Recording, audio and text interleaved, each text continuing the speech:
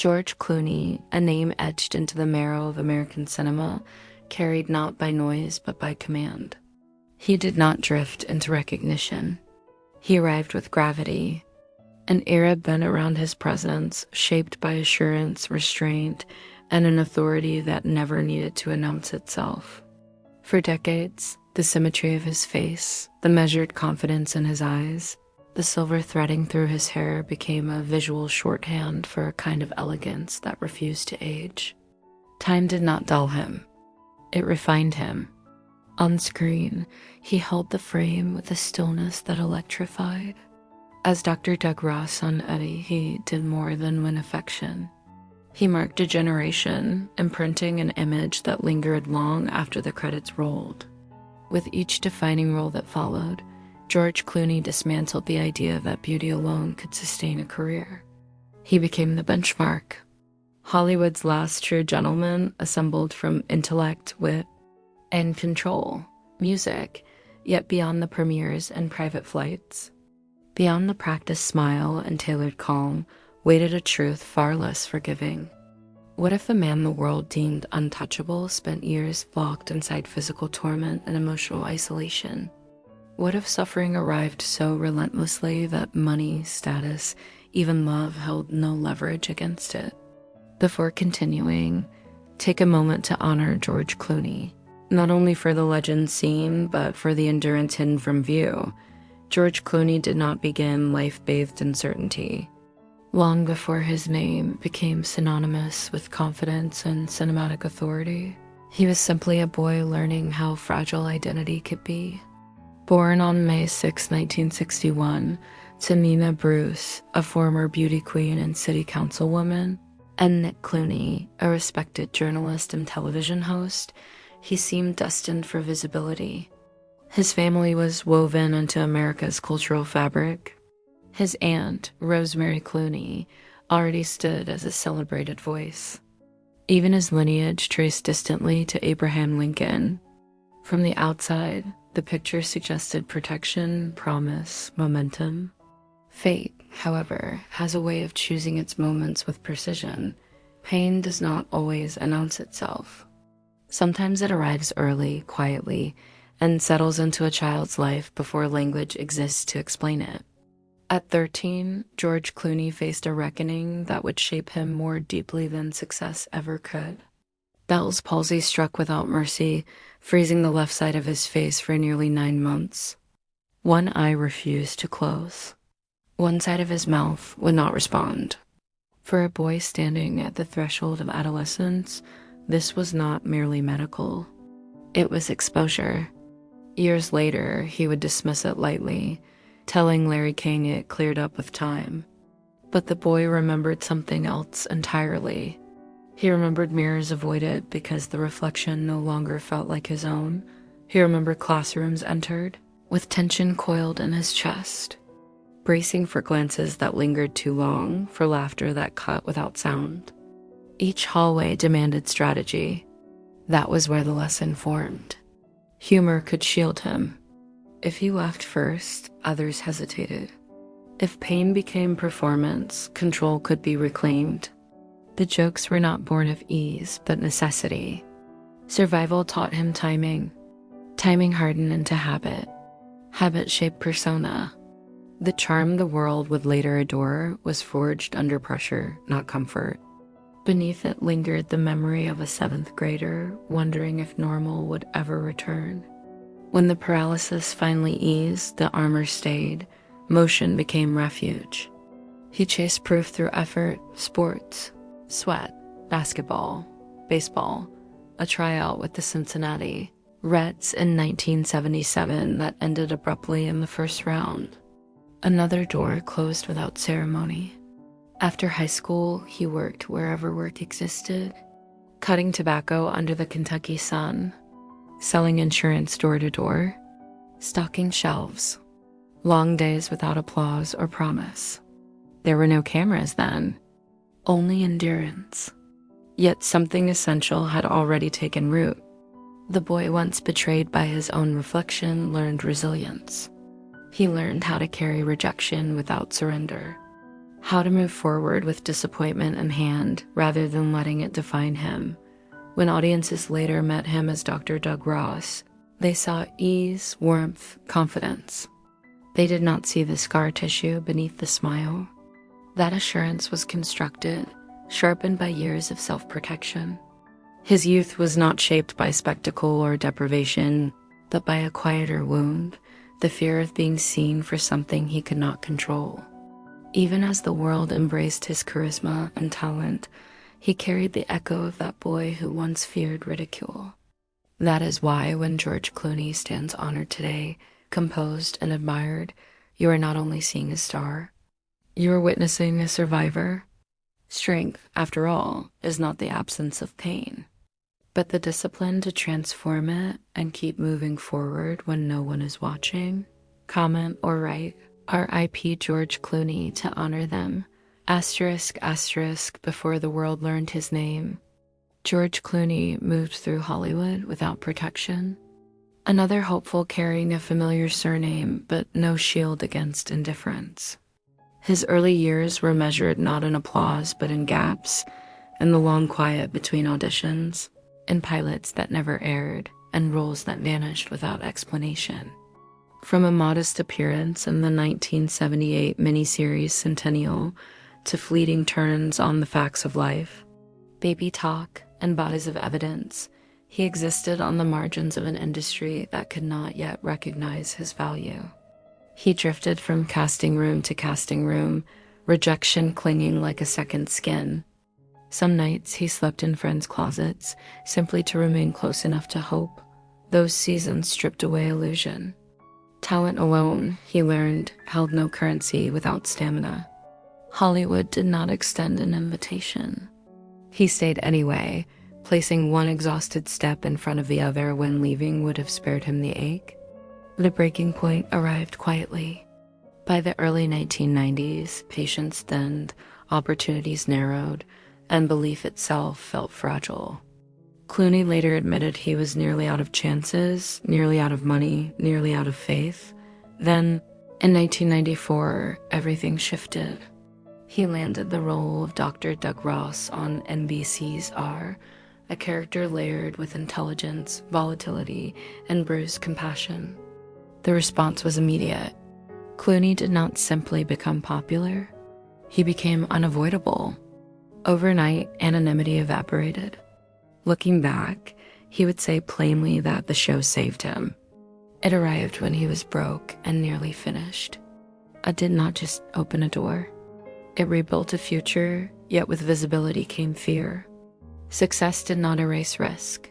He chose boldly and sometimes paid for it. From Dusk Till Dawn revealed an edge few expected. Out of Sight showcased restraint and precision. Batman and Robin became a public stumble he later dismissed as an expensive lesson. Each misstep refined him. Each gamble sharpened instinct. By the time he stepped into Ocean's 11 in 2001, the role felt inevitable. A seamless fusion of command and charm that launched a franchise and sealed his place among Hollywood's elite.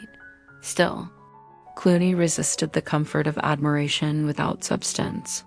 He gravitated toward stories that carried consequence, films that asked moral questions rather than chasing spectacle. In Syriana, Michael Clayton, Good Night, and Good Luck, and The Ides of March, he revealed a deeper hunger cinema as conscience. He moved behind the camera, co-founding Smokehouse Pictures with Grant Heslov, determined to tell stories that mattered, even when they unsettled. Recognition followed deliberately. 2 Academy Awards, one for acting in Syriana, one for producing Argo, alongside Golden Globes and BFTAs. He had become more than a star. He was a storyteller, an anchor of seriousness in an industry tempted by excess, but ascent extracts payment. Beneath standing ovations and red carpets, another reckoning gathered. Survival does not conclude with success. Even icons remain vulnerable to battles that arrive when cameras are gone. The greatest losses rarely strike when we are weakest. They come when we believe the storms have passed. For George Clooney, that moment arrived without warning. Not an early failure or sudden fame, but later, when pain was supposed to be familiar and manageable. On December 19th, 2025, Clooney's older sister, Adelia Ada Zeidler, died at 65 after a prolonged battle with cancer. Clooney was 64. Cancer does not negotiate with love or legacy. It advances. When it takes a life, nothing replaces what is gone. For a man trained to solve problems, this was not a puzzle. It was an absence that arrived whole. Ada was not simply family. She knew him before Hollywood edited his life for consumption. She knew the version without applause. In the days that followed, grief surfaced in ordinary reflexes. Reaching for the phone. The pause. The realization the call could not be made. Clooney later called Ada his hero, praising her courage and humor. These were not lines for headlines. They carried the weight of a brother speaking from a wound still open. To lose a sibling is to lose a witness to your entire life, the keeper of shared childhood and private language. With Ada's passing, Clooney lost the last person who could look at him without seeing a star and still recognize the boy he once was. What deepened the devastation was timing. The loss arrived after validation, after awards, after the climb that suggested the hardest chapters were finished. Clooney had learned restraint and control, but grief does not respond to discipline. It breaks into the present and remains. In careful words since, he has spoken not as an icon, but as a brother adjusting to a world missing a voice he always knew. Success offers no shelter here. Achievement absorbs nothing.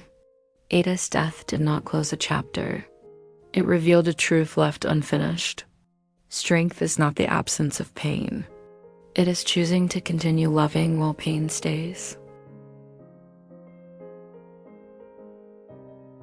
Clooney's resilience has never been about invulnerability. It has always been about showing up without guarantees. Now that resilience is tested in its most human form, the spotlight was never permanent. Family was. And with Ada gone, his greatest achievements stand beside a grief still unfolding, one no role can distract from and no award can soften. What remains is memory, connection, and the difficult courage to move forward carrying what cannot be replaced. Comment or write, R.I.P. George Clooney to honor them. Asterisk in 2005. At what should have been the height of professional triumph, George Clooney was brought to his knees not by scandal or failure, but by the quiet betrayal of his own body. While filming the politically charged thriller Syriana, a stunt required him to be strapped to a chair and hurled backward. Something went catastrophically wrong. The impact tore his dura, the membrane protecting the spinal cord, triggering a spinal fluid leak that unleashed relentless pain. What began as a routine mishap became a daily reality where sitting, standing, even existing felt punishing. The pain did not fade. It multiplied. Crushing migraines, dizziness, and an inability to function arrived in waves. Doctors searched. Treatment cycled. Relief remained elusive. To the world, the silver-haired icon looked unchanged. Inside, every nerve protested. Confined to hospital beds, tethered to IVs, he confronted a humiliation few imagine at the peak of power, loss of control. In later reflections, he admitted the ordeal forced questions no accolade prepares you for. What happens when the body you rely on refuses to cooperate? The cruelty lay in invisibility. Public life demanded the same presence. Private life demanded endurance. Days blurred. Misdiagnosis delayed answers. Procedures brought little respite. When the spinal fluid leak was finally identified, surgery followed. Necessary, grueling, uncertain. Recovery did not arrive as triumph. It advanced in inches. Clooney later described feeling trapped inside a body that had turned against him, a stark contrast to the capable men he portrayed on screen. Fame offered no leverage. Reputation could not bargain with biology. Pain, he realized, was the great equalizer. What endured was not only suffering, but response. Without spectacle, therapy replaced premieres. Patience replaced momentum. He recalibrated purpose, leaning deeper into humanitarian work, discovering meaning in easing burdens beyond his own. The Syriana injury was not merely physical. It was a crucible that burned away vanity and exposed raw humanity. Clooney emerged altered, more aware of fragility, more deliberate with time, more anchored to what lasts. Even icons break. What defines them is the courage to rebuild. Humbler and unmistakably human, some of the deepest wounds in George Clooney's life were not carved on sets or in hospitals, but in love. In 1984, long before A or Ocean's 11, he was a struggling actor surviving on auditions and borrowed chances when he met Talia Balsam. She was grounded and confident, rooted in a respected Hollywood lineage. He was restless, driven, uncertain of who he would become.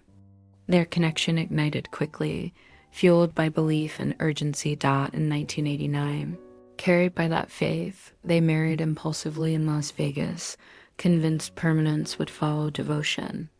Behind closed doors, ambition crowded intimacy. Clooney disappeared into auditions and meetings. Balsam needed presence. Love did not explode. It thinned quietly under absence. Stress turned corrosive. Clooney developed severe stomach ulcers, pain so constant it eventually put him in a hospital bed. Years later, he admitted he did not grasp how bad it had become until he was forced to stop. In 1993, the marriage ended. The divorce was swift on paper, heavier in memory. Clooney never blamed Balsam. He turned the reckoning inward, admitting he was not ready, not equipped for marriage then. It hardened into belief. Commitment felt dangerous. What followed was not freedom, but retreat. For more than 2 decades, Clooney remained unmarried, publicly declaring he would never do it again. Hollywood crowned him its most celebrated bachelor, charming, successful, untouchable, fame multiplied. Fortune followed. Peace did not. Quiet moments carried the ache of something unfinished, a scar left by a marriage that ended before he understood himself. The cost of ambition was not only time or privacy, but intimacy. That wound endured, shaping years of distance and caution. Some losses do not shout. They shape us, demanding humility and patience before the capacity to love can be rebuilt on steadier ground. Comment or write. R.I.P. George Clooney to honor them. Asterisk as the years unfolded after his divorce. George Clooney did not merely endure. He ascended. Twice named the world's sexiest man alive, pursued relentlessly by paparazzi across continents, he hardened into a global emblem of charm and enviable independence. The headlines followed his relationships, a procession of glamorous companions that reinforced the mythology of the untouchable bachelor. On red carpets, he dazzled. In interviews, he deflected permanence with wit so polished it felt effortless. To the public, he appeared to possess everything. Box office dominance, private villas, unrestricted movement, universal admiration, yet behind the celebration, a quieter accounting was underway. One that measured nights instead of accolades. Success accelerated. Roles multiplied. Endorsements followed. Investments flourished.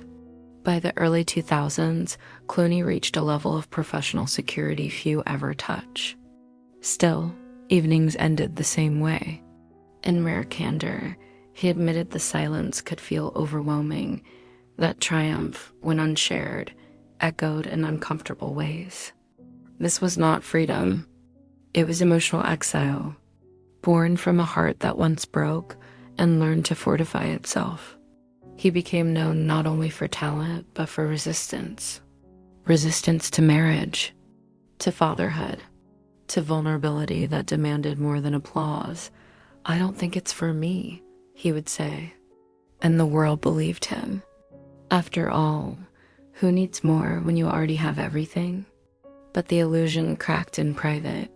There were parties left early, laughter that faded out the door, rooms that stayed lit long after tuxedos were folded away.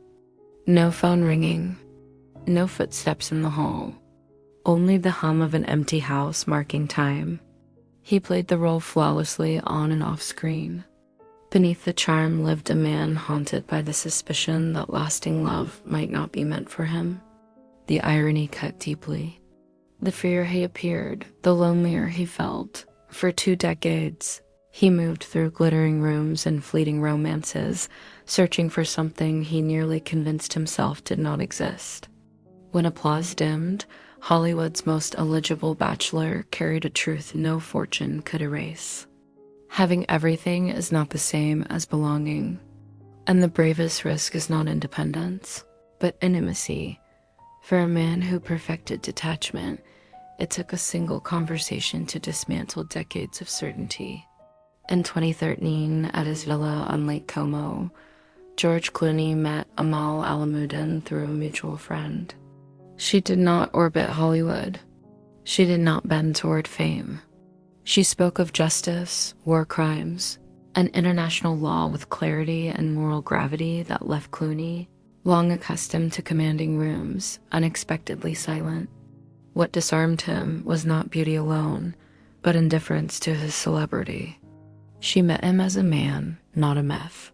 Later, with rare honesty, he admitted he hadn't realized how incomplete his life felt until he met Amal. Emails followed. Thoughtful, measured, quietly playful. With each exchange, walls fortified over decades began to fracture. The man who once treated romance as something to exit gracefully found himself waiting for replies, revising priorities, sensing that intimacy did not threaten freedom. It completed it. Against every rule he had written for self-protection, he bought a ring. Not for spectacle, because a future without her suddenly felt unthinkable. One evening, in the stillness of his home, he got down on one knee. The silence stretched into agonizing minutes. A lifetime of doubt hung in that pause. Old wounds, habitual retreat, the comfort of distance. Then she said yes.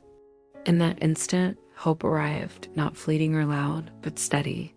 He was not choosing romance. He was choosing vulnerability. On September 27th, 2014, in Venice, that choice became visible.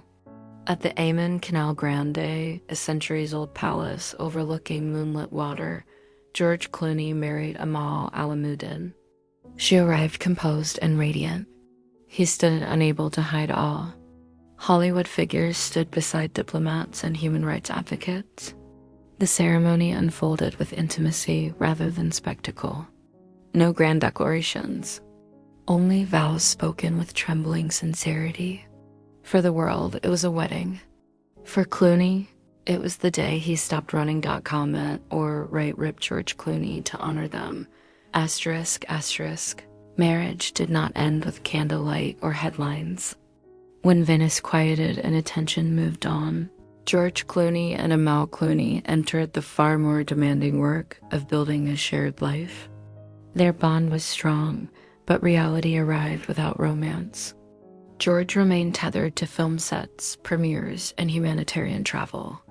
Amal continued her legal battles across London and Europe, confronting war crimes and governments with unwavering resolve. Distance was not symbolic. It was physical and constant. From the beginning, they made a promise that would test them repeatedly, never to spend more than 1 week apart. It required sacrifice. Overnight flights, missed calls, lonely hotel rooms. But they kept it. George would later say simply that they made it work because she was worth every mile and every hour. To honor that promise, he reshaped his life.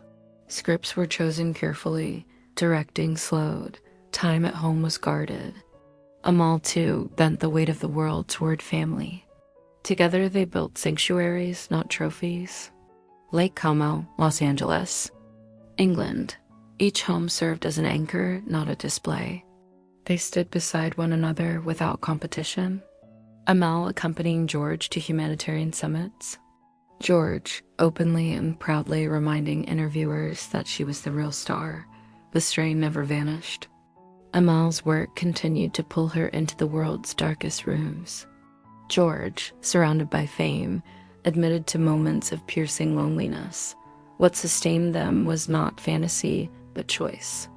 Again and again, they chose to stay. By 2024, that resolve was tested publicly. As George prepared for his Broadway debut in Goodnight and Good Luck, he lived in New York while Amal remained in Europe with their children. Speculation erupted. Whispers of separation, rumors of an enormous divorce. George answered without drama. They still loved and respected each other. Nothing had changed. Amal continued her support quietly beyond the noise.